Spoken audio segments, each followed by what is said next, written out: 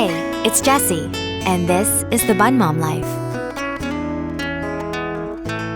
Hello, Fluffle Fam! Welcome back to the Bun Mom Life. I'm so glad you're here. Today's episode is one that I've really been looking forward to because I'm just going to be talking about all 4 of my bunnies and the very specific, very individual, sometimes quirky, sometimes strange, sometimes completely inexplicable things that they do or did. And I think that if you're a bunny parent, you're going to probably relate to a lot of this. All of our bunnies have their very own specific traits and things they like and don't like, and things that they specifically do or don't do. When I talk to people about my bunnies, this is something that often surprises them because a lot of people think or assume that bunnies are pretty simple, that they're all kind of the same. And I just want to say respectfully, absolutely not. These are 4 completely distinct little people, and I have the stories to prove it. So let's go through them one by one. Rue. Let's start with our queen because, of course we do. Rue has many things going on. First, door stoppers. Specifically the springy kind, the ones that are attached to the wall near the bottom of the door. Rue discovered these at some point and decided that they were super entertaining. So she will go up to them, she'll boing them with her paws, and then boing them some more. And sometimes they spring back and it hits her on the booper, but she doesn't seem to mind. And I can't tell if it's a, ooh, this is fun relationship, or if it's a, we're gonna battle this out and one day I'm gonna win kind of relationship. I don't fully understand it. And I'm not trying to. We love this little quirk of hers. Then there are the rugs. Now, Rue generally loves rugs. She's a big fan of a soft, grippy surface. But every so often, a specific rug will simply offend her. Not all rugs, and not even most rugs. Just certain ones for reasons that we have yet been able to decipher. And when she has decided that a rug is offensive and is unacceptable, it is such a process to try to get her to get used to it and to hop on it and to even be willing to go near it. She will thump at it. She'll approach it with so much suspicion. She'll refuse to put a single little paw on it. And she'll usually just sprint away from it like her life depends on getting as far from that rug as possible. And we've never been able to identify what distinguishes an acceptable rug from an offensive one. Some of them are purchased at the exact same store. Only Rue knows, and we're just here to wonder. Another thing that Rue does, and specifically Rue out of our 4 bunnies, is she has a very unique response to things that alarm her. So our other bunnies, if they're confronted with something that's a little bit frightening, they'll usually freeze in place and then they'll bolt. But not Rue. Rue will freeze and then she'll slowly and very deliberately, robotically move toward the thing. Like she's decided that whatever this threat is, she's terrified, but also she's going to investigate it personally. But also she's gonna do it like a robot. Now, this behavior I actually can explain. It's due to their prey animal nature, where they use sudden stops and quick, erratic shifts to scan for danger and to confuse predators. But since we don't have anything scary in our house, the times that she's doing this robot move dance has been over things that are really cute, like, or to her, obviously, it's not cute, like me making a sound suddenly that I've never made before because I'm practicing a character for an animated series, or me doing warm-ups to warm up my voice. Those sounds can sometimes make her do the robot. It's something that's very, very unique to Rue. Our other bunnies don't do the robot dance. It's just Rue. Another Rue quirk, Back in our condo, Bundad used to place his socks in a very specific spot on his closet floor. And Rue would, at some point in the day, if the closet door was left open, she would dig them out and leave them outside of the closet. She didn't care where they went. She just could not have socks in that specific part of the closet floor. So it was really cute because we'd come home or we would be busy doing something and we'd turn the corner and there's just a pair of socks outside of the closet. And new fruits. So Rue approaches new fruits with the energy of someone being asked to try something that's really suspicious, potentially poisonous. She will sniff it super cautiously for an extended period of time. Then she'll jolt away. Sometimes she'll reconsider and come close and sniff it again, and then jolt away again. Then she'll finally decide it's not worth it. It's not trustworthy, and she'll just run away. She is the choosiest. My stomach just growled. Did you hear that? She is the choosiest when it comes to food. Meanwhile, Kumo will chomp on anything that is edible, then have her share if he could, and then he's still looking around for some more. He's not picky at all. And of course, snow. Rue loves snow. And what's the cutest and so unique thing about her is that she loves flopping in it. If Rue has access to snow, she will go out and flop in it over and over and over again. So it's not just once. She'll flop, get up, flop again, get back up again, and flop again, and get back up again, literally as though she's making snow bunnies all over the snow. She was so delighted with it. All right, now on to Kumo, our adorable little cloud who's a social butterfly, who is food obsessed and perpetually enthusiastic. Kumo gives kisses. Specifically, he gives Bun Mom kisses. Lots of them. And almost always because he knows that if he gives me kisses, the chances of him getting nom-noms is very, very high. Bun Dad, on the other hand, gets significantly fewer kisses from Kumo. And it's something that we've not been able to change.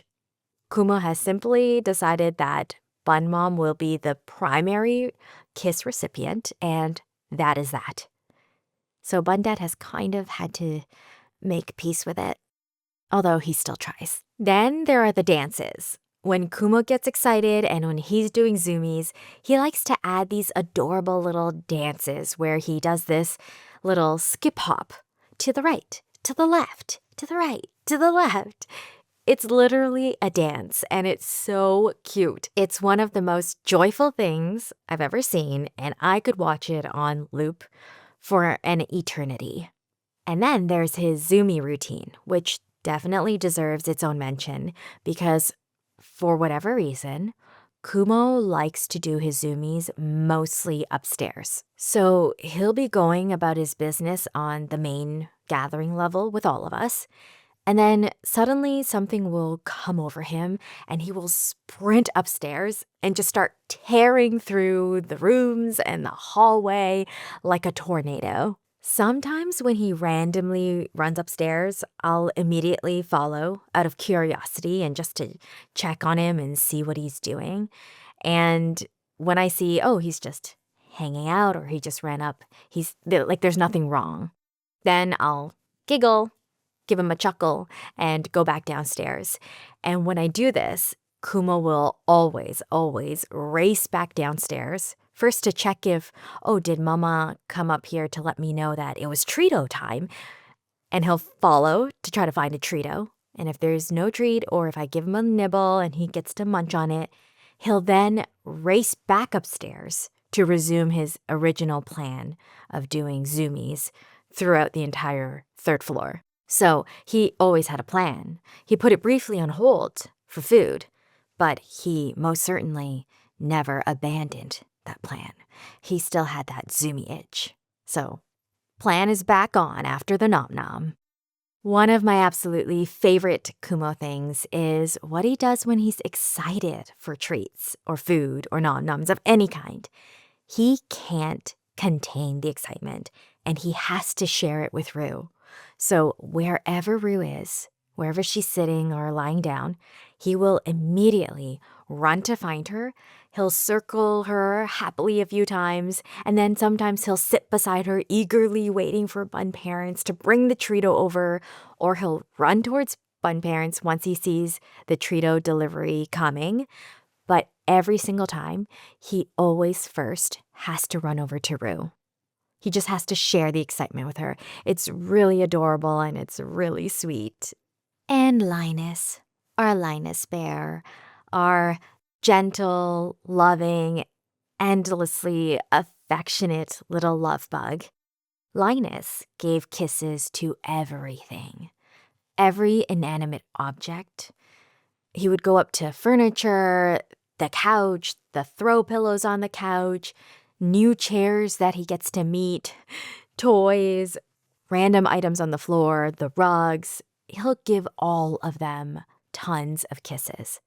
A kiss hello, a kiss goodbye, a kiss of greeting, as though he felt it was really important to acknowledge everything in his world and make everything feel appreciated. It was the most Linus thing imaginable, and I miss that every day. One of Linus's signature zoomies thing was that he loved to do zoomies on the couch, on this small little couch that we had back in our condo. He would just get up there and go wild, running laps, binkying, overcome with joy. It was a wonderful, happy sight. Our big, soft love bug was just living his best life on the couch cushions. He loved it. And last but not least, our Timo, our wild child, our tippy-toe Timo who was always seeking a bigger world. Timo, one of his quirks was he had a thing with feet. Specifically, he loved to snuggle against them. So regardless of where we were, if we were sitting at the dining table or on the couch or on the floor, Timo would find our feet, he'd flop down and snuggle himself against them, and he would stay there. We call them foot snuggles. I think the combination of being really close to his humans and the warmth and the coziness was just everything to him. And it was really one of his most tender qualities in an otherwise very adventurous, very chaotic little bunny soul. Timo also was brilliant and always had his eye on the treat shelf. Always. He knew exactly where their treats were kept, and he was always working on the problem of how to get up there. There was an armchair that was beside the shelf, and he would always try to climb to the top, which was the back of the armchair, and from there try to get up onto the highest shelf of our shelving unit and try his hardest to get those treats. He never made it, but he never stopped trying. The ambition was pretty admirable. He was relentless. Okay. Then there are the things that they all do. So, closed doors, not tolerated by any of them. If a door is closed that is normally open, it must be investigated and nudged, pushed, and by any means necessary, opened. A closed door is an affront, an injustice, something that requires immediate attention and correction. And rearranged furniture. So rather than that being unsettling, which it is for many bunnies because bunnies typically don't like changes in their environment, it's very, very exciting to our buns. A moved sofa, shifting a table, a new configuration of anything in the space is basically a brand new playground, and they will explore every inch of it with so much enthusiasm. In fact, Rue will often do zoomies after exploring a new playground, which is a huge part of why we love rearranging things for them very often. It's enrichment and It's also really fun and cute to watch. The hay thing. Ooh, the hay thing. If you have bunnies, you already know exactly what I'm about to say. Our bunnies will have a pile of perfectly fresh hay every single day, and they like to go and pick out and eat all of their favorite pieces right away. Then they'll leave a bunch of it behind, and they'll just completely ignore it. And the moment that we start cleaning out their litter box and are about to dump that hay out, it becomes suddenly, urgently, incredibly delicious. And they will shove their faces into it with great enthusiasm. And they'll refuse to leave. They'll refuse to jump out of the litter box that we're trying to clean. Hay that they didn't pay attention to, didn't even look at for the longest time, is suddenly now the most appealing thing in the world when it's about to be dumped. Every single time, without fail, the litter box hay about to be dumped is always the best hay. And treats. Giving our bunnies treats is really entertaining to witness because, yes, sometimes they'll just simply take it and passionately consume it on the spot, but other times they'll take that treat, they'll sprint across the room, sometimes back and forth between the exact same spots multiple times, frantically searching for a location that feels safe enough to finally eat that treat, as though I gave it to them specifically to troll them and am about to swoop in and just take it back. It's never happened once, not ever, but the paranoia is real. As always, I could honestly keep going. There's so many little things, so many tiny specific moments that are just so them. But I think this is a good place to wrap up for today. If you have bunnies or any fur babies, I'd love to hear their specific things. I'd love to hear their inexplicable habits, their little routines, their quirky little behaviors that you sometimes can't explain, but that bring you so much joy and delight in your day. Come find me on Instagram at thebunmomlife or at littlelopuroo, or send me an email at thebunmomlife@gmail.com, or leave me a message or a comment on the YouTube channel or on the Instagram episode post, whatever you'd prefer. And if you enjoyed today's episode, please like and subscribe. It means so much. All right, Fluffle Fam. Have a wonderful rest of your day or evening wherever you are. And remember, you are loved and cherished always. Our Bun Buns send you lots of boobs. Bye! Just a little disclaimer to wrap up. I am not a vet. I'm not a certified anything.